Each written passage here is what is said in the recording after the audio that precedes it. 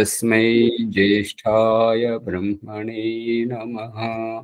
ఓం శాంతి శాంతి శాంతి. ఈ యొక్క సత్యార ప్రకాశం అధ్యాత్మ సత్సంగానికి వచ్చినటువంటి వారందరికీ నమస్తే, స్వాగతం, సుస్వాగతం. నమస్తే ఆచార్య. సర్వేభ్యో నమః. సూర్యప్రకాష్ గారు, ఉల్లిగడ్డ ఉదాహరణ చాలా అద్భుతం. కానీ మీరు చెప్పేటువంటి విధానంలో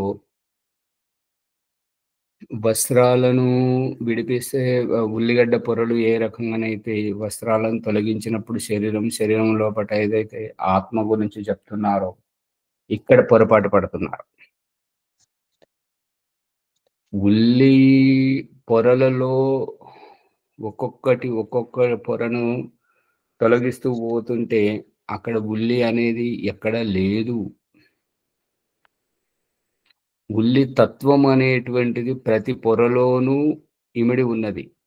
అదే విధంగా ఈ యొక్క ఆత్మ కూడా శరీరం లోపల విద్యమానమై ఉన్నది. ఇక మీరు పంచకోశములు వేరు, ఈ చక్రములు వేరు అనేటువంటి రహస్యాన్ని ఇంకా పట్టుకోలేకపోతున్నారు. అది పట్టుకుంటే ఇంకా బాగుంటుంది. ఇక మనం మన ప్రసంగంలోకి వెళ్దాం. మీరు ఇంకా కొద్దిగా దాని విషయంలో చర్చ చేయండి, మస్తు మంచి పరిజ్ఞానం వస్తుంది. ఇప్పుడు సత్యార ప్రకాశం 4వ సముల్లాసం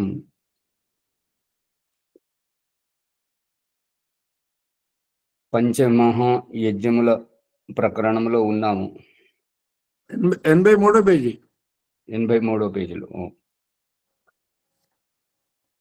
दातृत्వం గురించి दाता देने वाला दाता, मेरे दाता के दरबार में सब लोगों का खाता, जो कोई जैसी करनी करता वैसा ही फल पाता, मेरे दाता के दरबार में सब लोगों का खाता. ఇదే ఉద్దేశంతోటే ఇచ్చేవాడు ఆ యొక్క పరమేశ్వరుడు. ఆర్య సమాజ సిద్ధాంతం ఇచ్చే సిద్ధాంతం దాతృత్వ గుణాన్ని నేర్పిస్తుంది.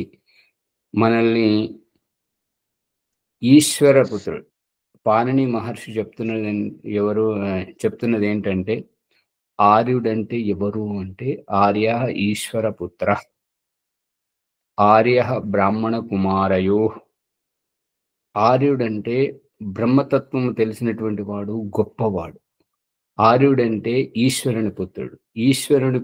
ఈశ్వరుడు అంటే ఏంటి అంటే ఐశ్వర్యము గలవాడు. అందుకే ఆర్య సమాజ సిద్ధాంతంలో ఈ కర్మకాండంలో చెప్పబడుతున్నది ఏంటంటే, సంధ్యోపాసనలో వ్యావహారికతను ఒలిచి ఆత్మ సమర్పణం చేయడం, ఆత్మను పరమాత్మకు సమర్పితం చేయడం సంధ్యోపాసన. అగ్నిహోత్రంలో దాతృత్వ స్వభావం మనకు అలవరుస్తున్నటువంటిది ఏంటంటే ఇవ్వడం. దేవ పూజలో ఆహుతి ప్రదానం,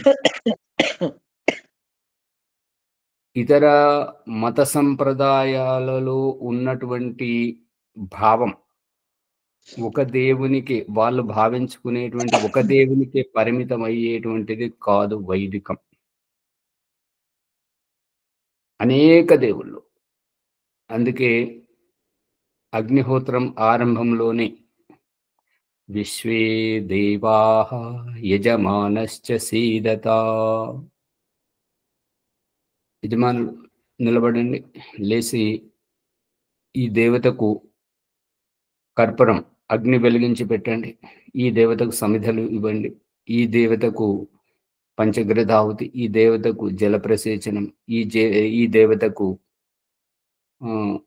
ఘృతాహుతి, ఈ దేవతకు హోమధిన్సులు సామగ్రి ఆహుతి, ఈ దేవతకు శిష్టకృతి, ఈ దేవతకు ఈ రకంగా ఏ దేవతకు ఏ పదార్థం ఇష్టం అనేది ఇవ్వడం ఇచ్చేసిన తర్వాత చివరికి సర్వం వై పూర్ణం స్వాహ, సర్వం సర్వసంగ పరిత్యాగం చేసి అహంకారాన్ని విడనాడి గురువు పురోహితుని యజ్ఞబ్రహ్మ యొక్క పాదాల మీద నమస్కారం, సాష్టాంగ నమస్కారం చేసి గురుదక్షిణ సమర్పించి వచ్చినటువంటి అతిథులకు యజ్ఞప్రసాదం, యజ్ఞశేషం ఇవ్వడమే. ఎవరైతే ఆశించి వచ్చినటువంటి వారికి అన్నదానం, వస్త్రదానం, భూదానం, గోదానం ఇవ్వడమే ఈ యొక్క ఆర్య సమాజ సిద్ధాంతం నేర్పిస్తుంది, వైదికం నేర్పిస్తుంది. ఇక అవైదికంలో అడుక్కోవడమే. నాకు ఇది కావాలి, నాకు అది కావాలి, నాకు ఇలా ఇవ్వు, అలా ఇవ్వు. వాళ్ళు నమాజు చేసేటువంటిది, భగవంతుడా నేను 2 పూటల ఆకలితో ఉండకూడదు, నా దగ్గరికి వచ్చినటువంటి ఏ అతిథి ఆకలితో వెళ్ళకూడదు, నాకు 2 పూటల భోజనం ప్రసాదించమని నమాజులు, ఈ ప్రేయర్లో వాళ్ళు భగవంతుడా నిన్ను నమ్మి నీ దగ్గరికి వచ్చినటువంటి ఓ పరలోకమందున్న తండ్రి, వీరి పాపాలను క్షమించు, నాకు ఇలా చూడు, అలా చూడు, ఇది చెయ్యి, అది చెయ్యి అని చెప్పేసి అడుక్కోవడం. ఇక పౌరాణికంలోకి వస్తే కడగడం, తొడవడం, అలంకరించడం, అగరబత్తీలు ముట్టించడం, కొబ్బరికాయ కొట్టుకోవడం, ప్రసాదం పెట్టిన తర్వాత అన్నీ అయిపోయాక నిన్ను నమ్మలేను అనే విధంగా ముందు నాకు ఇది ఇవ్వు, దానికి ప్రతిఫలముగా నేను నీకు దానిని ఇస్తాను, నువ్వు నాకు అది ఇస్తే నేను నీకు ఇది ఇస్తాను. పిల్లలైతే నేను మంచిగా పాస్ అవ్వాలి, ఫస్ట్ ర్యాంకులో ప్రథమంగా పాస్ కావాలి, పాస్ అయితే నీకు కొబ్బరికాయ కొడతా, నన్ను పాస్ అయ్యేటట్టు చూడు, నీకు నేను కొబ్బరికాయ కొడతాను. ఇక యవ్వనంలో ఉన్న వారైతే మాకు మంచి ఉద్యోగం రావాలి, లేదంటే మేము ఒక ఇల్లు కట్టుకోవాలి, మా పిల్లలు అమెరికాకు వెళ్ళాలి, ఇతర దేశాలకు వెళ్ళాలి, ఆ రకంగా మమ్మల్ని గొప్పగా ఎదిగించు, మా తలనీలాలు మీకు అర్పిస్తాం. ముసలి వాళ్ళైతే మమ్మల్ని ఆరోగ్యంగా చూడు, ఈ రోగాల నుంచి కాపాడు, నీకు ప్రసాదం, నీకు ఈ యొక్క అన్నదానం చేపిస్తాను, లేదంటే నీకు ఇన్ని కొబ్బరికాయలు కొడతాను, నాకు అది ఇస్తే నీకు ఇది ఇస్తా. అడుక్కోవడమే. ఇతర మత సంప్రదాయాల్లో ఆర్య సమాజం వైదిక సిద్ధాంతంలో దాతృత్వ గుణం ఇవ్వడమే. ఈ ఇవ్వడం యొక్క అభిప్రాయం, అడుక్కోవడం యొక్క అభిప్రాయం ఏంటంటే, ఇవ్వడము అనేటువంటిది గొప్ప ఔదార్యం, అత్యంత శ్రేష్టమైనటువంటి ఉదార బుద్ధి, విశాల దృష్టికోణం. అడుక్కోవడం అనేటువంటిది సంకుచిత భావం, ఒకరి దగ్గరికి వెళ్ళి స్వాభిమానాన్ని చంపుకొని చేయి చాచి అడగడం. ఉమాచారి, ఓ మరి అలా అన్నప్పుడు భిక్షా ప్రవృత్తిని ఎందుకు ప్రేరణ చేస్తున్నది సమాజం? చాలా మంచి ప్రశ్న. ప్రసంగానుసారం ఇలా వేయాలి ప్రశ్న. వేదారంభ సంస్కారం తర్వాత ఆ పిల్లవానికి నేర్పిస్తున్నటువంటిది భిక్షా ప్రవృత్తి. వానప్రస్థునికి నేర్పిస్తున్నటువంటిది భిక్షా ప్రవృత్తి. ఉన్న ఇల్లును వదులుకొని, ఆస్తి సంపదలను అన్ని వదులుకొని, సన్యాసిని మొత్తం దీక్ష, వ్రతము, ఇల్లు అన్ని వదులుకొని భిక్షావృత్తి. ఎందుకు నేర్పిస్తున్నది అని అంటే, అహంకారం, నేను నా ప్రత్యేకత, నేను నా పదవి, నేను నా హోదా, నేనును చంపడానికి నేను అనేది ఉండకూడదు. అంతా నీవే, నీవు, నీలోనే నేను, అందుకే నీ చెంతకు వచ్చాను, హక్కున చేర్చుకుంటావో, ఆరాధిస్తావో అంతా నీ మహిమే అనేటువంటి విధంగా అహంకారాన్ని వదిలి ఎలా వదులుతున్నాడో చూడండి, ఎలా వదిలిస్తున్నాడో చూడండి భగవంతుడు.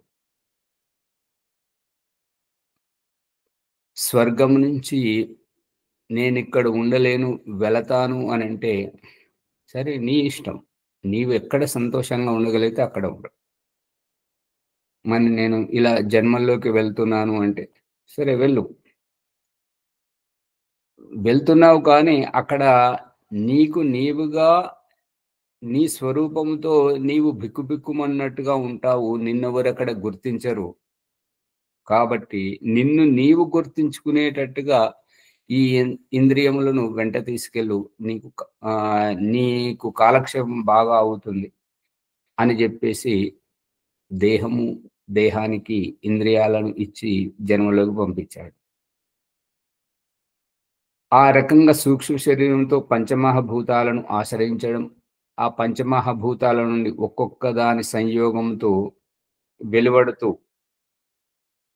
విత్తనములో నుంచి భూమిని పెకిలించుకుంటూ మొలకగా వచ్చి చిగురించి పుష్పించి ఫలించి ధాన్యముగా తయారయ్యి ఆ ధాన్యమే అన్నముగా మన కంచంలోకి వచ్చినప్పుడు, పురుషుని శరీరంలోకి వచ్చినప్పుడు ఆ శరీరంలో ఆ ఆహార అన్నపానీయ స్వరూపమును ఒలిచి కనబడే రూపాన్ని ఒలిచి మలమూత్రంగా విసర్జింపజేసి కనబడని అన్న స్వరూపాన్ని శుక్రముగా గర్భాధానంతో స్త్రీ యొక్క గర్భాశయానికి చేరవేయజేయడం, ఆ స్త్రీ దానిని ఆవరించి అందరికీ అందుబాటులో ఉండేటువంటి ఒక స్వరూపాన్ని ప్రదర్శిస్తున్నప్పుడు, స్త్రీ రూపాన్ని పురుష రూపాన్ని ప్రసాదిస్తున్నప్పుడు ఆ స్వరూపంతో శిశువుగా పుట్టి ఆయువు ఉన్నంత వరకు బ్రతికి ఆయువు అయిపోగానే ఇటు అసఫల కర్మలతో పునర్జన్మకు వెళుతున్న, సఫలమైనటువంటి కర్మలతో స్వర్గానికి వెళుతున్న దేహాన్ని ఒలిచి ఆధ్యాత్మికతను చూపిస్తూ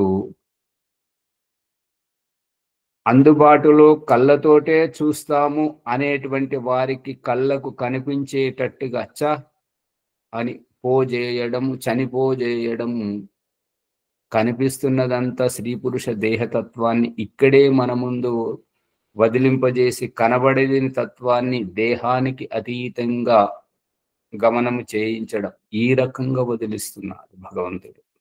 అదే నిజ జీవితంలో ఇప్పుడు వేసినటువంటి ప్రశ్న, అహంకారం, నేను అనేటువంటి దాన్ని వదలాలి.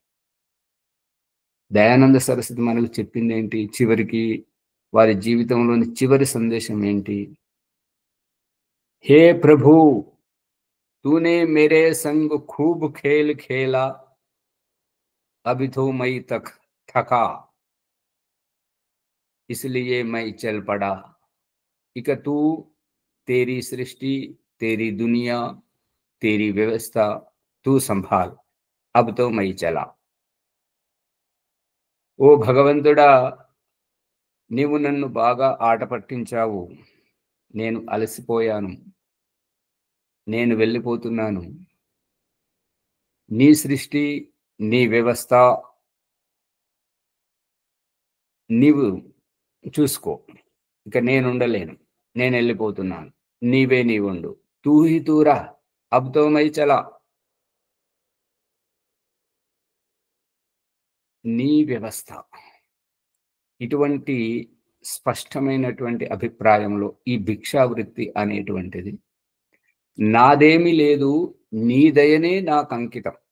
నాదేమి లేదు, నీ దయనే నాకు అంకితం. నీవిచ్చిన దయనే నేను గుర్తించాలి అనే స్వరూపమే తల్లి చేత శిశువుకు చనిబాలు తాగించడం. నాదేమీ లేదు, అంతా నీ దయే,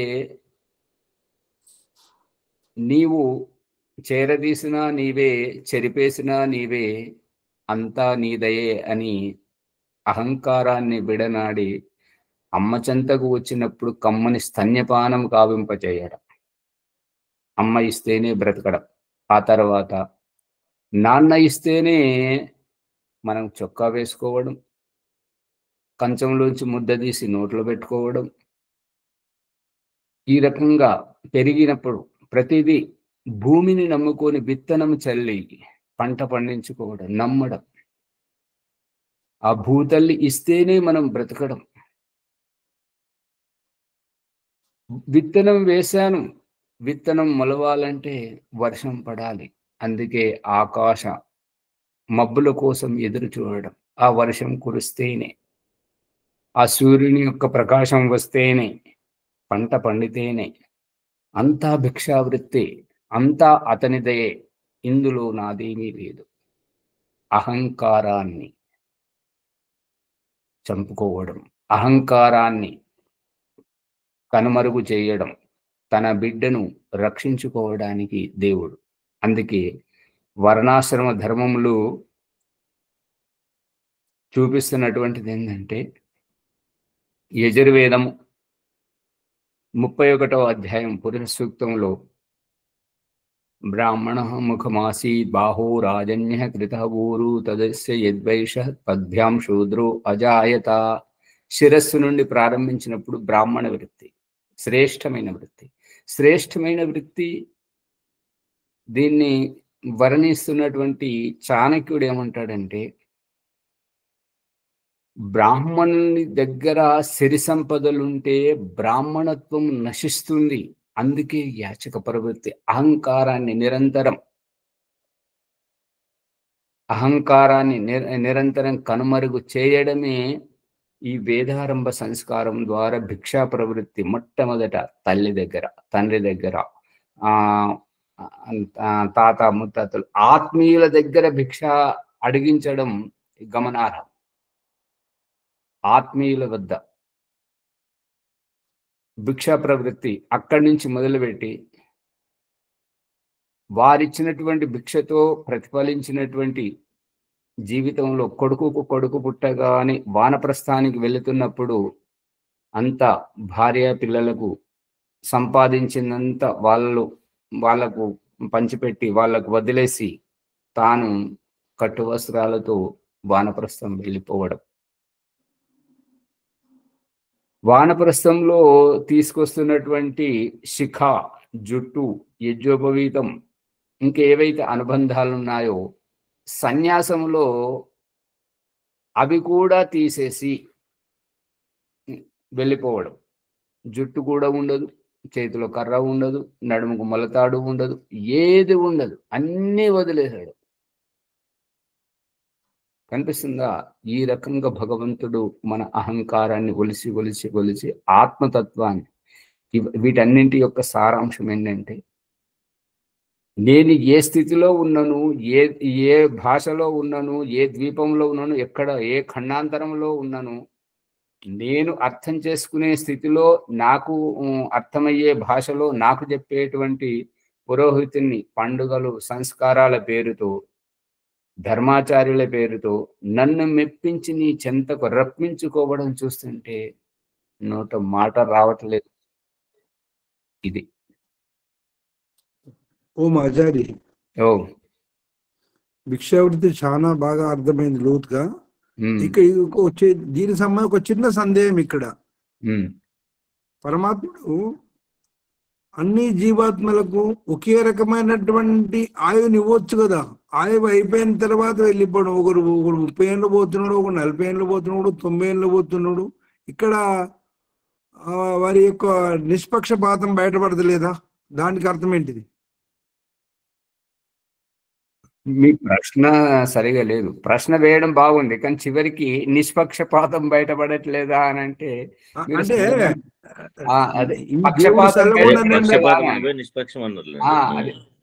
పక్షపాతం అని అనేది.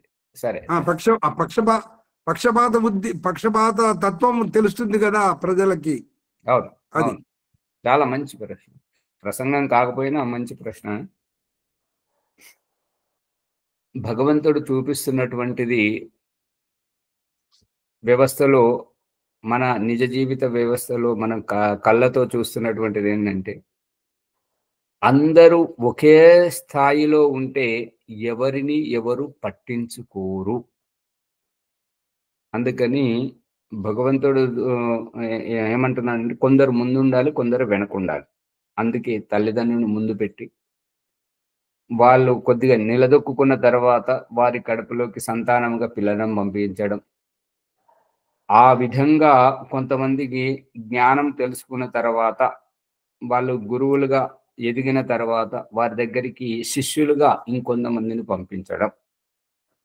ఒకరు ముందుండాలి, ఒకరు వెనక ఉండాలి. ఒకరు మళ్ళీ ఈ జన సమూహాన్ని నియంత్రించాలంటే ఒకరు నాయకుడు కావాలి కాబట్టి రాజును ముందు పెట్టి ప్రజలను వెనక పెట్టాడు. శాసనం ఇవన్నీ చూపిస్తున్నాడు మనకు. అందుకని అందరూ ఒకే స్థాయిలో ఉంటే, అందరూ విద్యావంతులైతే ఆ విద్య వల్ల ప్రయోజనం ఏంటి? అందరూ ధనవంతులైతే ఆ ధనం వల్ల ప్రయోజనం ఏంటి? అందరూ పేదవాళ్ళైతే ఆ పేదరికం వల్ల ప్రయోజనం ఏంటి? అందరూ బుద్ధిహీనులు, జ్ఞానం లేని వారైతే దానివల్ల ప్రయోజనం ఏంటి? అందుకని కొంతమందిని జ్ఞానవంతులను, కొంతమందిని జ్ఞానం లేని వారిని, జ్ఞానం ఉన్న వారి దగ్గరికి జ్ఞానం లేని వారిని పంపించడం. ఆ రకంగా హెచ్చు తగ్గులు అనేటువంటి ధనవంతుల దగ్గరికి ధనం లేని వారిని పంపించడం. ఈ రకంగా పెద్దవారిని ముందు సాగనంపడం, తర్వాత చిన్నవాళ్ళను పెద్దవాళ్ళను చేయడం మన నిజ జీవితంలో మనం చూస్తున్నాం. ఏం శేఖర్ గారు, ముని గారు కనబడుతుందా? ముని శేఖర్ గారు, ఇవన్నీ చూడాలి, చూస్తే తెలుస్తుంది.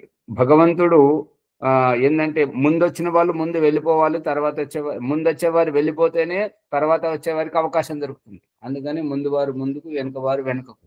ఇక్కడ పేదవారు కావాలి, పేదరికము కావాలి. పేదరికములో భగవంతుడు చెప్తున్నటువంటి సందేశం ఏంటంటే అయ్యా నీ దయ. పేదరికంలో చూపిస్తున్నటువంటి అయ్యా నీ దయ అంటే భగవంతుని గుర్తింపజేస్తున్నాడు. సమర్థుని దగ్గరికి అసమర్థుడు వచ్చి బ్రతకలేని అతడు సమర్థుని దగ్గరికి వచ్చి నాకు ఆ జీవనోపాధి చూపించండి అని చెప్పేసి అడుక్కునేటువంటి దానితోటి భగవంతుడు తనను గుర్తింపజేస్తున్నాడు. భూమిలో ఖనిజాలను తవ్వుకోవడం, సముద్రాల నుంచి రత్నంలను తీయడం, మరియు ఎంత శ్రమ చేసి వ్యాపారం చేసి సంపాదించుకోవడం అనేటువంటిది.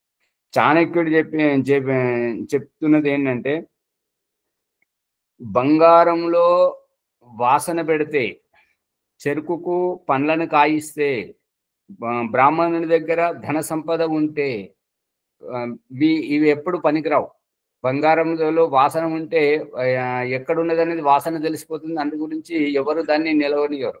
చెరుకు గడకు పండ్లుంటే కర్రలాగా ఉన్నదానికే పుచ్చుబట్టి దాన్ని అది ఆగం చేస్తున్నది. ఇక పండ్లుంటే దానికి అసలు మన చేతికే రావు. చెరుకు గడకు పండ్లు ఉంటే అది బ్రాహ్మణుని దగ్గర సిరి సంపద ఉంటే అతడు బ్రహ్మతత్వాన్ని ఎందుకు బోధిస్తుంటాడు? అందరూ మనలాగా ఎందుకు ఉంటుంటాడు? భిక్షావృత్తి అడుగుకుంటూ అతను కూడా తను స్థిరంగా ఉండి నా దగ్గరకు వస్తేనే చెప్తానని అంటుంటాడు. కానీ జ్ఞానం నిరంతరంగా సంచరించాలి అనేటువంటిది బ్రాహ్మణుడు నిమిత్తకం. బ్రాహ్మణ వృత్తి విద్య సంచరిస్తేనే సమాజం శుద్ధంగా ఉంటుంటది, పవిత్రంగా ఉంటుంటది. అందుకని ఈ బ్రాహ్మణుడికి యాచక వృత్తి. ఈ యొక్క ఆయుష్ అనేటువంటిది ఏంటంటే బ్రాహ్మణుడు ఎవరైతే నియంత్రణలో ఉంటారో, వారు ఆరోగ్య సూత్రాలను పాటిస్తుంటారో వారు కొద్ది ఎక్కువ రోజులు బతుకుతుంటారు. ఎవరైతే ఏది పడితే అది తింటుంటారో, ఎలా పడితే అలా ఉంటుంటారో వారు తొందరగా నశిస్తుంటారు, వారికి రోగాలు వస్తుంటాయి. అది వారు చేసుకుంటున్నటువంటి కర్మ అనేటువంటిది ఇక్కడ సారాంశం. అందు గురించి ఎవరి కర్మ ఏ రకంగా ఉంటుందో ఆ రకంగా. అందుకే ఇందాక మొదలు పెట్టాము కదా, మేరే దాతాకే దర్బార్ మే సబ్ లోగోం కా ఖాతా. ఈ గేయంలో అతను చెప్తున్నాడు ఏంటంటే लाखों आंख से देख रहा है तुझे देखने वाला, जो कोई जैसी करनी करता वैसा ही फल पाता है. ఇది చెప్పిన తర్వాత ముందు ఉచ్చారణలో ఏం చెప్తున్నా, లాఖ్ ఆంఖ్ సే దేఖ్ రహా హై తుజే దేఖనే వాలా. అంటే నువ్వు ఏ రకంగా కర్మ చేస్తుంటావో నువ్వు దాని ప్రతిఫలితం తప్పనిసరిగా అదే రకంగా అనుభవిస్తుంటావు. ఇప్పుడు కర్మ చేయడానికి నీకు పూర్ణ స్వేచ్ఛ, స్వాతంత్రం ఉన్నది. కానీ దాని ఫలం వచ్చినప్పుడు నువ్వు ఎవరు అనేది చూడదు, ఇవాళ ఈ పొద్దున లేచి ఆ ఫేస్బుక్ ఆన్ చేస్తే దాంట్లో అతను ఒక పాట పాడుతున్నాడు. ఏంటంటే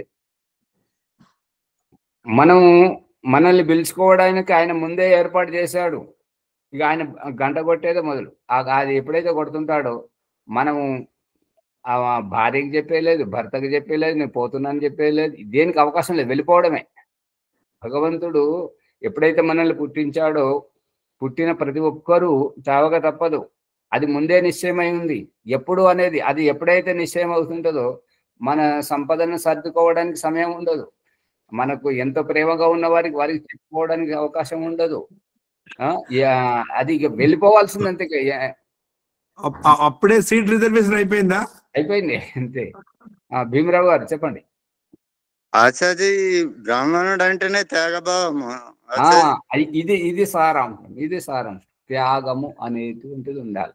జ్ఞానం దగ్గర త్యాగం ఉంటేనే మిగతా సమాజం అంతా శుద్ధంగా ఉంటది అనేటువంటిది సారాంశం.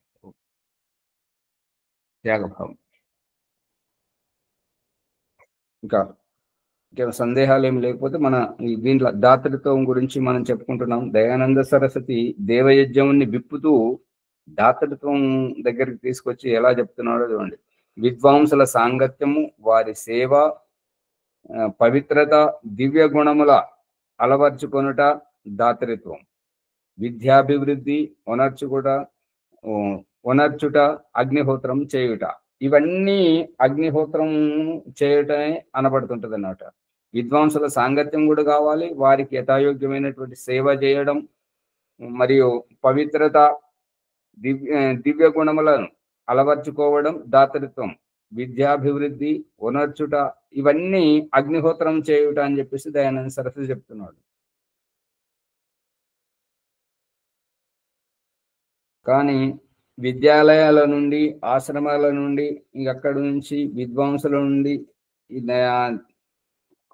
అదంతా వ్యవహారం ఏంటంటే తాగుడు మూతలాడి ధనం దొంగిలించడం, వస్తువులను దొంగిలించడం, అదంతా నికృష్టమైనటువంటి వ్యవహారం. చెప్పండి. ఓం స్వామి ఇక్కడ దాదాపు చాలా మందికి కూడా దేవయజ్ఞం అంటే మనము అగ్నిహోత్రం చేస్తుంటాం చూడు స్వామి, రోజు అదే అనుకుంటున్నారు. కానీ ఇన్ని గుణాలు చాలా మందికి తెలియవు స్వామి, సమాజకుల్లో కూడా తెలియవు అసలు ఇంతమందికి. అందుకే మొన్న నిన్నటి వరకు సికింద్రాబాద్ అల్వాల్లో ఉన్నాను.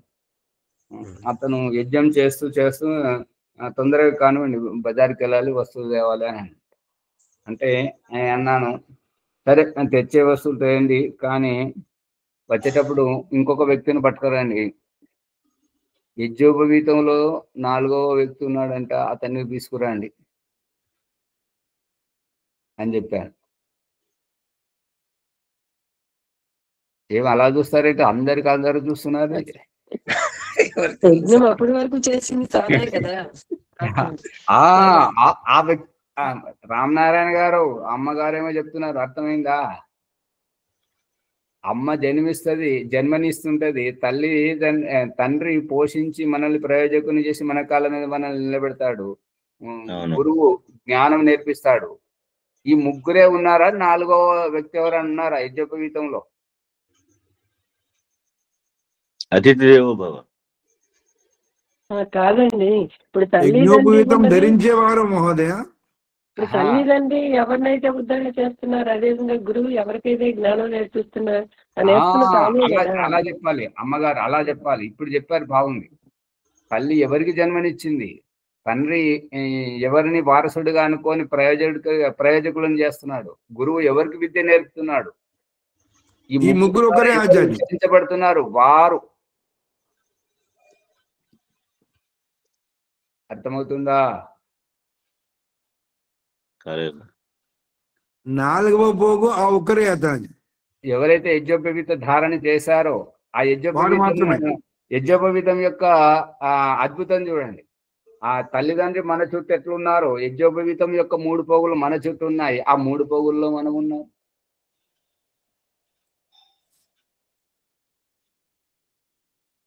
ఇది ఎవరు మాట్లాడు? విజయప్రకాష్ గారు, యజ్ఞోపవీతంలో మనం ఉన్నాం, మన చుట్టూ యజ్ఞోపవీతం ఉంది.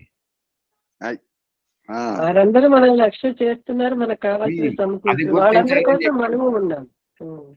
అది అర్థమైన వారు ఎంత ఆశ్చర్యపోతున్నారంటే అంత ఆశ్చర్యపోతున్నారు. అంటే ఆత్మ సాక్షాత్కారం దాని యొక్క అభిప్రాయం. శేఖరముని గారు అర్థమవుతుందా? నేను ఎక్కడ తెలిసిపోతున్నదా? అంతే కదా. ఆచార్య యజ్ఞోపవీతం లోపల మనం ఉన్నాము అని తెలుసుకోవాలి. మన చుట్టూ యజ్ఞోపవీతం ఉంది. ఇప్పుడు తల్లిదండ్రులు మనల్ని కనిపెడుతూ మనకు బయట ఉన్నారా, మన లోపల ఉన్నారా? మన బయట ఉన్నారు. మరి వాళ్ళ మనసులో నా బిడ్డ బాగుపడాలి, నా శిష్యుడు బాగుపడాలని గురువు ఆ తల్లిదండ్రుల మనసులో మనం ఉన్నామా, లేదంటే మన బయట వాళ్ళకి బయట ఉన్నామా? మనం ఉన్నాం లోపల. అది ఇది రహస్యం. యజ్ఞోపవీతం లోపల మనం ఉన్నాం, మన చుట్టూ యజ్ఞోపవీతం ఉంది. బాలరాజు గారు పట్టుకుంటున్నారా? పట్టుకుంటున్నా సార్. తెలియక ముందు మేము కూడా అట్లనే ఉన్నాం ఆచార్య. తెలియక ముందు మేము కూడా అట్లనే ఉన్నాం. అదే నెమ్మది నెమ్మదిగా భగవంతుడు అనుగ్రహం చూపిస్తున్నాడు కదా మనకు, అన్ని జ్ఞానోదయం కలిగిస్తున్నాడు. కాబట్టి మనం భగవంతునికి అత్యంత ప్రియమైన వారం. అవునా?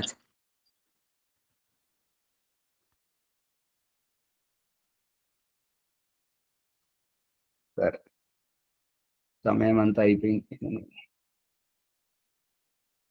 దేవయజ్ఞం విద్వాంసుల సాంగత్యము, వారి సేవ, పవిత్రత, దివ్య గుణముల అలవర్చుకొనుట, దాతృత్వము, విద్యాభివృద్ధి ఉనర్చుట, అగ్నిహోత్రం చేయుట, ఇవన్నిటి గురించి చెప్పారు. ఈ ఎపిసోడ్ను ప్రత్యేకంగా అందరికి మళ్ళీ మళ్ళీ వినిపించండి. చాలా లోతైనటువంటి రహస్యం వస్తుంది యజ్ఞం గురించి తెలుసుకోవడం.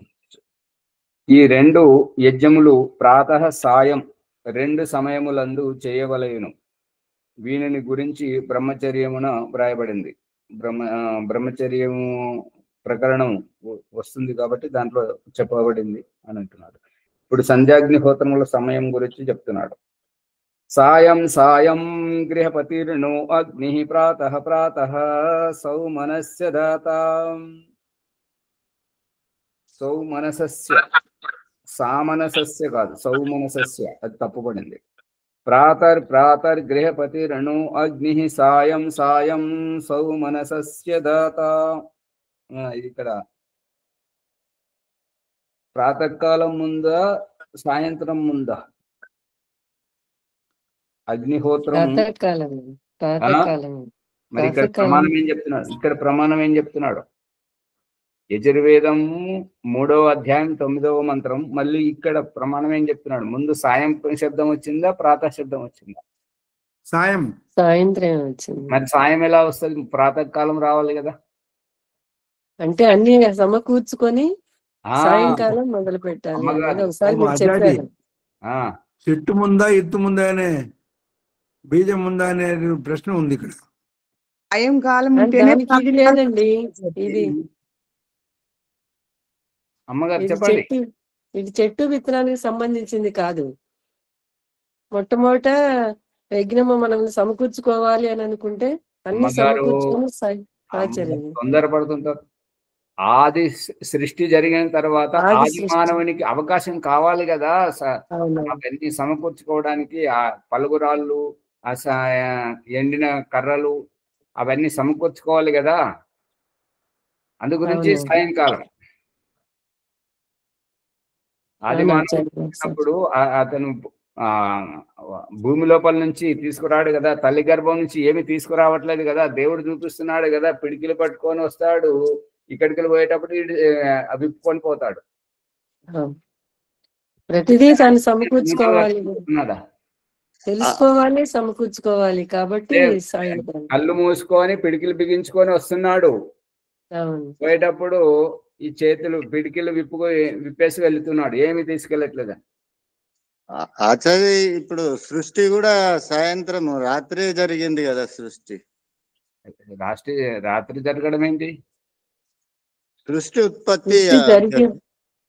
ఉత్పత్తి రాత్రి జరగడం ఏంటి స్వామి? అంటే చీకటి సమయంలోనే జరిగింది కదా. చీకటి సమయంలో ఎలా జరుగుతుంది? మీరు వ్యవసాయదారులు, మీరు ఎలా మాట్లాడతారు? భూమిని దున్నేటప్పుడు పలుగు ఎక్కడికి వెళ్తుంది? లోపలికి వెళ్తుందా, బయటకు వస్తుందా? నాగటి పలుగు లోపలికే, భూమి లోపలికి వెళ్తుంది కదా.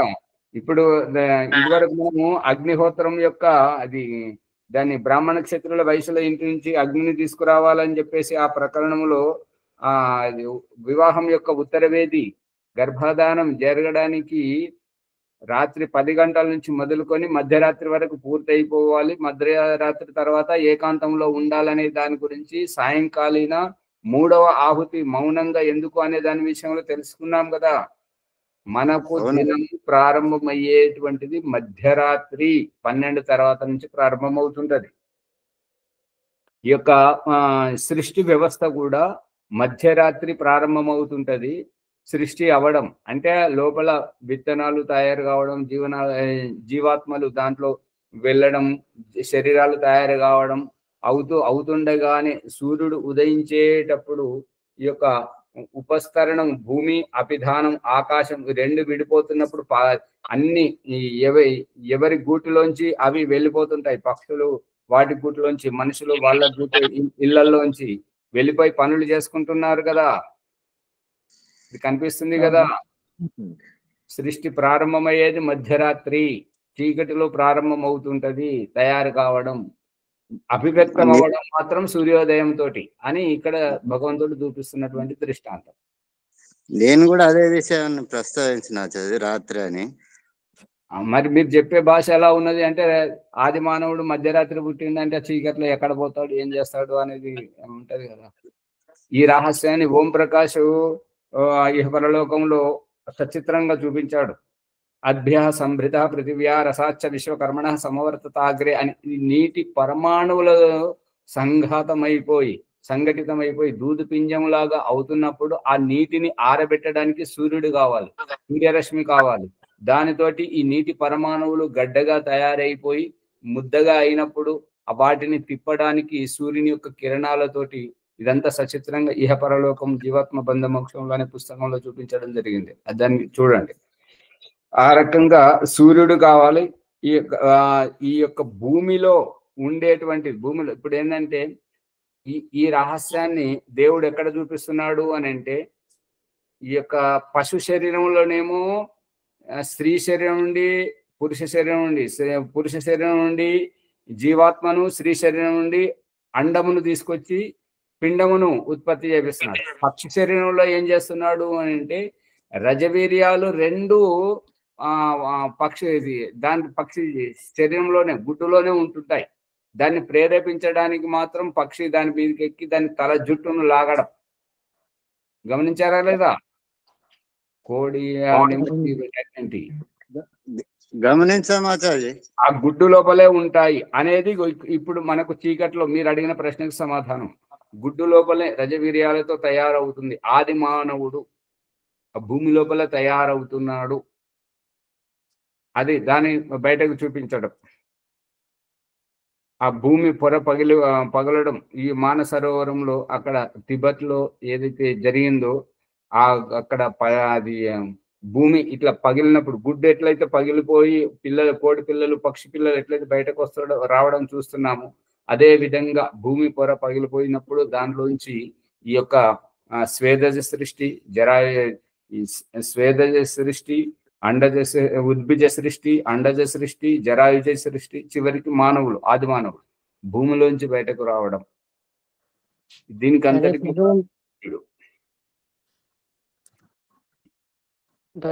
మొట్టమొదట అమాయకుల సృష్టి ద్వారా ఆది మానవులుగా మొట్టమొదటిగా వాళ్ళు పుట్టినటువంటి వారు అగ్నిహోత్రం గురించి అవి తయారు చేసుకోవాలంటే కొంత సమయం పడుతుంది కదా. అందుకే సాయంత్రం, మరుసటి రోజు నుంచి ఉదయం సాయంత్రం అది వేరు. అందుకే ఇక్కడ ప్రమాణం ఏం చూపించిందంటే సాయం గృహపతిరను అగ్ని ప్రాత సౌమనస్య దాత.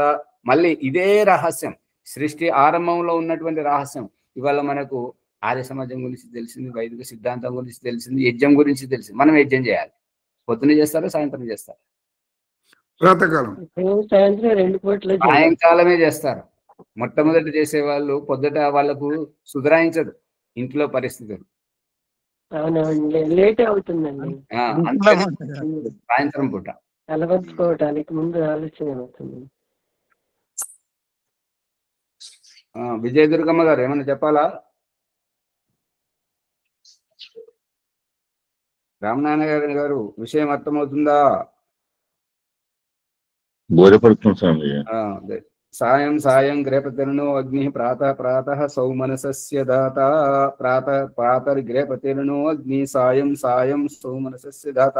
ఆ యజుర్వేదము 3వ అధ్యాయం 9వ మంత్రంలో అక్కడ కూడా చెప్పింది ఏంటంటే మొదట అగ్నిర్జ్యోతిర్జ్యోతిరగ్ని స్వాహ, తర్వాత సూర్యో జ్యోతి జ్యోతి సూర్య స్వాహ, అగ్నిర్వర్చో జ్యోతిర్వర్చ స్వాహ, సూర్యో వర్చో జ్యోతిర్వర్చ స్వాహ. ఇక అగ్ని సాయంకాలీన 3వ ఆహుతి మౌనంగా ఉన్నది. ప్రాతకాలీన 3వ ఆహుతి జ్యోతి సూర్య సూర్యో జ్యోతి స్వాహ, సజుర్దేవేన సవిత్ర సజు రాత్రేంద్రవత్య జుషాణు అగ్నిర్వేతు ముందున్నది. ఆ తర్వాత సజుర్దేవేన సవిత్ర సజు ఋషసేంద్రవత్య జుషాణ సూర్యో వేతు స్వాహ అనేది తర్వాత ఉన్నది. సాయంకాలీన మంత్రాల్లో ఒకటి మౌనంగా ఉంటుంది. ఎందుకంటే అది మళ్ళీ మొదటి మంత్రం మళ్ళీ రిపీట్ అవుతుంది. రిపీట్ అయినప్పుడు కన్ఫ్యూజ్ అయ్యే అవకాశం ఉంది కాబట్టి అది మౌనంగా పెట్టినట్టున్నాడు దయానంద సరస్వతి గారు. అది దయానంద ఇప్పుడు సరస్వతి చెప్పింది దాని అంతరార్థాలే చెప్పారండి. అంటే వారు వినలేదు కదమ్మ గారు, ఇప్పుడిప్పుడే వస్తున్నారు, అదే వారికి తెలియదు. అదే అదే ఇది ఆ మౌనంగా ఎందుకు ఉన్నది అనేది దయానంద సరస్వతి అభిప్రాయం కాదు రామనారాయణ గారు. అది వేదంలో యజుర్వేదము 9వ అధ్యాయం 3వ మంత్రంలోనే అక్కడ ఏమీ లేదు. ఏమీ లేని దానికి దయానంద సరస్వతి వ్యాఖ్యానం మొదటి మంత్రాన్ని చెప్పడం. మొదటి మంత్రం చెప్పడం యొక్క అభిప్రాయం ఏంటంటే సృష్టి ఆరంభం అవుతుంది అనేటువంటిది అభిప్రాయం. మీ దేని మీద మన చాలా ఎపిసోడ్లు ఉన్నాయి, అది వినండి, పూర్వం వింటుంటే తెలుస్తుంది. సమయం నాస్తి. సమయం నాస్తి అని ఇప్పుడు అంటున్నారు, కానీ అప్పుడు ఎవరు వస్తలేరు. 4:30కు ఎవరు వస్తలేరు, చాలా ఆలస్యంగా వస్తున్నారు. సమయం ఇవాళ అమ్మగారు 13 నిమిషాలైనా కూడా ఇంకొకరికి అవకాశం ఇస్తున్నారే కానీ మరి గమనించట్లేదు. అది కొద్దిగా తొందరగా వస్తే బాగుంటుంది. నమస్తే మునిగా తీసుకెళ్ళండి, ముందుకు తీసుకెళ్ళండి. ధన్యవాదములు. ఆచార్జీ నమస్తే. పాట పాడమంటారా ఆచార్జీ? ప్రకరణానుగుణంగా ఉంటే పాడండి, ఇక మరి లేదంటే అది ప్రకరణానుగుణంగానే ఆచార్జీ పాడండి. ఓం నమస్తే ఆచార్జీ. పంచమహాయజ్ఞముల విధానము ప్రస్తుతి చేతుము వినరండి, మానవదైనిక విధి కృత్యములుగా మహర్షి తెలిపిన మార్గముగనుడి. ప్రాతసాయము సంజవేళలా పూర్ణ శుద్ధ శేత శృతులుమై బాగుగా బ్రహ్మను ఉపాసించుటయే బ్రహ్మయజ్ఞమని తెలియండి. పంచమహాయజ్ఞముల విధానము ప్రస్తుతి చేతుము వినరండి, మానవదైనిక విధి కృత్యములుగా మహర్షి తెలిపిన మార్గముగనుడి. వాయు జలాదులు విశుద్ధమగుటకు ప్రాణుల ఆరోగ్యమునకు ఘృత ఔషధముల ఓమమునర్చుటే దేవయజ్ఞమని తలపండి. పంచమహాయజ్ఞముల విధానము ప్రస్తుతి చేతుము వినరండి, మానవదైనిక విధి కృత్యములుగా మహర్షి తెలిపిన మార్గముగనుడి. మృతక శ్రాద్ధ తర్పణముల సంగుట మూర్ఖతయని మది తెలియండి, సజీవ పితరుల గురువుల నాప్తుల సేవించుటయే పితృయజ్ఞమని తెలియండి. పంచమహాయజ్ఞముల విధానము ప్రస్తుతి చేతుము వినరండి, మానవదైనిక విధి కృత్యములుగా మహర్షి తెలిపిన మార్గముగనుడి. విద్యావంతులు జితేంద్రులు సద్బాంధవులను సత్వ్రతులను యథాయోగ్యముగనాదరించుటే యజ్ఞమని అనదగునండి. పంచమహాయజ్ఞముల విధానము ప్రస్తుతి చేద్దుము వినరండి, మానవదైనిక విధి కృత్యములుగా మహర్షి తెలిపిన మార్గముగనుడి. అల్ప ప్రాణులకు అన్న భాగముల యథాశక్తి గనసగుటయు అంగహీనులను పాపరోగులను ఆదుకునుటయే బలివైసయజ్ఞమండి.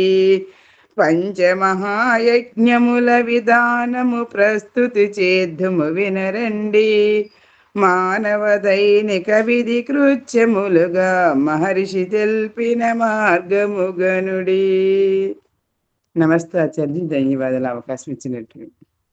అమ్మగారు ప్రస్తుతించదము వినరండి, ప్రస్తుతించదం పంచమహాయజ్ఞముల గురించి ప్రస్తుతించదము వినరండి అని ఉన్నది పాటల. ప్రస్తుతించదమని అంటున్నారు. చక్కగా ప్రకటనానికి అనుసారంగా చక్కని బదులు వినిపించారు. మరోసారి ధన్యవాదాలు. ఈ ఎపిసోడ్లో యజ్ఞము, దేవయజ్ఞం గురించి విశిష్టంగా మనం లోపల జంత మననం చేశాము. యజ్ఞం అంటే ఏంటిది, యజ్ఞం ఎలా చేయాలి, యజ్ఞం చేయడం వల్ల కలిగే లాభాలు ఏంటిది, యజ్ఞంలో మనం నేర్చుకునేది ఏంటిది లోతుగా అర్థం వచ్చింది. తర్వాత పరమాత్ముడు దానం గొప్పగా ఏ విధంగా దానం చేస్తూ చేపిస్తున్నాడు మనకు, ఈ విషయాన్ని కూడా లోతుగా అర్థం చేసుకున్నాము.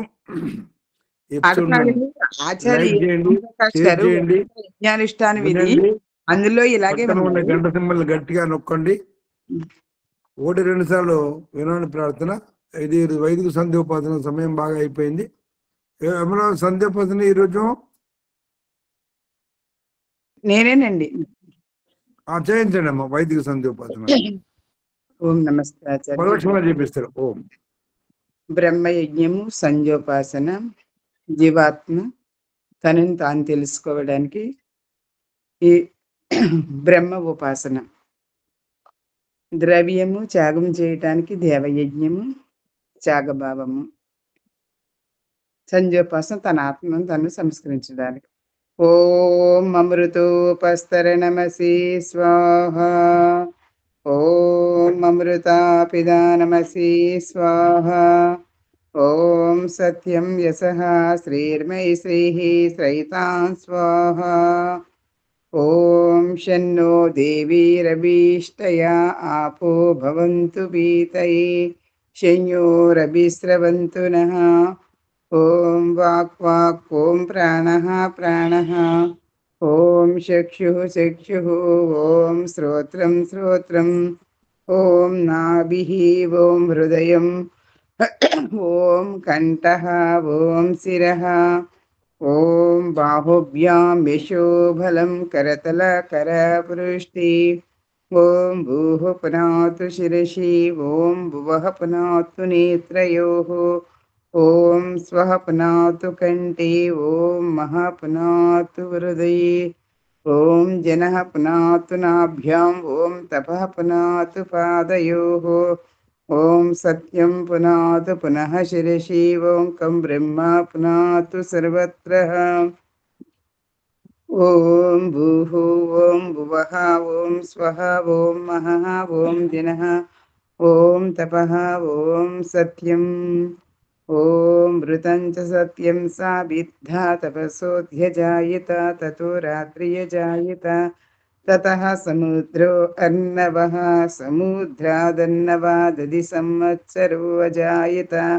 అహోరాత్రాని విదధతి స్వస్సమిషతో వసి సూర్యాచంద్రమసౌ ధాతా యథా పూర్వమకల్పయతు దివిం చ పృథివీం చాంతరిక్షమదో స్వః. ఓం షన్నో దేవీరభీష్టయా ఆపో భవంతు పీతయే శన్యోరభిస్రవంతు నః. ఓం ప్రాసీదిగగ్నిరధిపతిరశితో రక్షితాదిశ్చాయిషవః. దేభ్యో నమోధిపతిభ్యో నమో రక్షితృభ్యో నమః నమయేభ్యోస్తు. యోస్మాన్ వేష్టియం వయం దిస్మస్తంభోజం వేదద్మః. తూర్పు దిశలో అగ్ని అధిపతి అయి కొడవల వలె సూర్యకిరణాల ద్వారా హక్కును చేర్చుకుంటూ రక్షిస్తున్నాడు. దక్షిణాది గింద్రోధిపతి స్థిరచ్చీరాజీ రక్షితా పితర్షవః. తేభ్యో నమోధిపతిభ్యో నమో రక్షితృభ్యో నమః నమయేభ్యోస్తు. యోస్మాన్ ద్వేష్టియం వయం దిస్మస్తంభో జంబే దద్మః. దక్షిణ దిశలో ఆదిత్యుడు అధిపతి అయి వంకర టెంకర కుటిలముగా నడిసే ప్రాణుల నుండి, కుట్ర కుతంత్రాలు చేసే వారి నుండి తల్లిదండ్రుల వలె రక్షిస్తూ హక్కును చేర్చుకుంటున్నాడు. ప్రదీచీదిక్వరిణోదధిపతి ప్రతాకూ రక్షితాన్నమిషవః. తేభ్యో నమోధిపతిభ్యో నమో రక్షితృభ్యో నమ ఇషిభ్యో నమయేభ్యోస్తు. యోస్మాన్ ద్వేష్టియం వయం దిస్మస్తంభో జంబే దద్మః. పశ్చిమ దిశన వరుణుడు అధిపతి అయి ఆహార ధాన్యాల్లో స్వయం పుట్టుకొచ్చే పొట్టతో పగుతుండే పురుగులను ఆశ్రయింపజేసి అన్నము నిరాపద జీవనాధారమని తెలుపుతూ అన్నదాతగా రక్షిస్తున్నాడు. ఉదీచీదిక్ సోమోది అధిపతి స్వజో రక్షితాసు నిర్షవః. తేభ్యో నమోధిపతిభ్యో నమో రక్షితృభ్యో నమ ఇషిభ్యో నమయేభ్యోస్తు. యోస్మాన్ ద్వేష్టియం వయం దిస్మస్తంభో జంబే దద్మః. ఉత్తర దిశలో సోముడు అధిపతి అయి వృక్ష వనస్పతులను భూగర్భ విషవాయువులను వృక్షములను మొలిపించి చరాగత విద్యుత్ మెరుపుతో పంటను సక్షిక్షేమలం చేస్తూ రక్షిస్తున్నాడు. ధ్రువాదిగిష్ణురధిపతి కల్మాషగ్రీవో రక్షిత వీరుదిశవః. తేభ్యో నమోధిపతిభ్యో నమో రక్షితృభ్యో నమ ఇషిభ్యో నమయేభ్యోస్తు. యోస్మాన్ వేష్టియం వయం దిస్మస్తంభో జంబే దద్మః. క్రింది దిశలో విష్ణువు అధిపతి అయి వృక్ష వనస్పతులకు ఉరుములు మెరుపులతో నత్రజని విడుదల చేస్తూ వృక్షములను రక్షిస్తున్నాడు. ధ్రువాదిగిష్ణురధిపతి ఊర్ధ్వాదిక్ బృహస్పతిరధిపతి స్విత్రో రక్షిత వర్షమిషవః. తేభ్యో నమోధిపతిభ్యో నమో రక్షితృభ్యో నమ ఇషిభ్యో నమయేభ్యోస్తు. యోస్మాన్ వేష్టియం వయం దిస్మస్తంభో జంబే దద్మః. చర్మముపై వచ్చే తెల్ల బొల్లి వంటి మచ్చలు కృష్టివాదిని వర్షం నీటితో నయం చేస్తూ రక్షిస్తున్నాడు. ఉపస్థాన మంత్రములు. ఓం జాతవేదసే సురవామ సోమమరాతీయతో నిదహాతి వేదః. సనః పరిషదతి దుర్గాణి విశ్వానావేవ సింధుం దురితాత్యాగ్నిః. చిత్రం దేవానాముదగాదనీకం చక్షుర్మిత్రస్య వర్ణచ్చాగ్నిః. ఆప్రద్యావా పృథివీ అంతరిక్షం సూర్య ఆత్మా జగతః సుదశుజశ్చ. ఉదుత్యం జాతవేదసం దేవం వహంతి కేతవః దృశే విశ్వాయ చూర్యం. ఉద్వయం తమసస్వరిష్వః పత్యంత ఉత్తరం దేవం దేవత్ర సూర్యమగన్మజ్యోతిరుత్తమం. సఫలమైన వాళ్ళు ముందుకు పోవటం అస్ఫల జీవితంలో ప్రాయశ్చిత్తాహుతి అంటే ప్రాయశ్చిత్తం అంటే ఇప్పటికైనా నేను పరమాత్మని తెలుసుకోవాలి, నా తప్పులు ఇంకా మన్నించి పరమాత్మ నేను ఇంకా ముందుకు వెళ్ళాలి, జ్ఞానాన్ని తెలుసుకోవాలని యథార్థాన్ని తెలుసుకుని జీవాత్మ ప్రాధేయపడుతుంటాడు.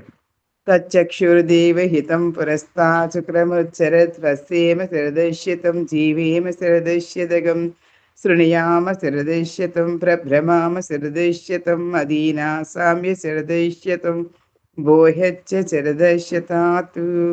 ఓం శన్నో దేవీరభీష్టయాపో భవంతు వీతయే శన్యో రవిస్రవంతు నః. ఓం భూర్భువః స్వః తత్సవితుర్వరేణ్యం భర్గో దేవస్య ధీమహి ధియో యో నః ప్రచోదయాత్. ఏ రక్షక ఓ సచితాందనంత స్వరూప, నిత్యుడువు బుద్ధుడువు ముక్త స్వభావుడు అజరుడు అమరుడు అభయుడు నిత్యుడు పవిత్రుడు సృష్టికర్త అయ్యున్న పరమాత్మ నీకు అనేక నమస్కారములు. ఏ జగదీశ్వర దయానిధి భగవత్కృపయానేన జపపాసనాది కర్మణ ధర్మ అర్థ కామ మోక్ష శత్రువిధ పురుషార్థములు ఈ జన్మలోని వెంటనే మేము ప్రాప్తించుకుందము అట్లు అనుగ్రహించుము తండ్రి. ఓం నమః శంభవాయ చ మయోభవాయ చ నమః శంకరాయ స మహేశ్వరాయ చ నమః శివాయ స శివతరాయ చ. ఓం శన్నో దేవీరభీష్టయ ఆపో భవంతు పీతయే శంయోరభిస్రవంతు నః. ఈ అవకాశం ఇచ్చినటువంటి ఆచార్య గారికి నమస్తే, ధన్యవాదాలు. సర్వేభ్యో నమో నమః. ఆచార్య శాంతి పట్టుకోను. ఓం దివశాంతిరంతరిక్షం శాంతి, పృథివీ శాంతి, ఆపా శాంతి, ఓషధయ శాంతి, వనస్పతే శాంతిర్విశ్వే దేవా శాంతి, బ్రహ్మ శాంతి, సర్వం శాంతి. శాంతిరేవ శాంతి సమా శాంతిరేది. ఓం శాంతి శాంతి శాంతి. నమస్తే ఆచార్య. శ్రీభ్యో నమో నమః. అందరూ నమస్కారం. ఓం నమస్తే ఆచార్య. సర్వేభ్యో నమః. నమస్తే. అందరికీ నమస్తే అండి. శుభోదయం.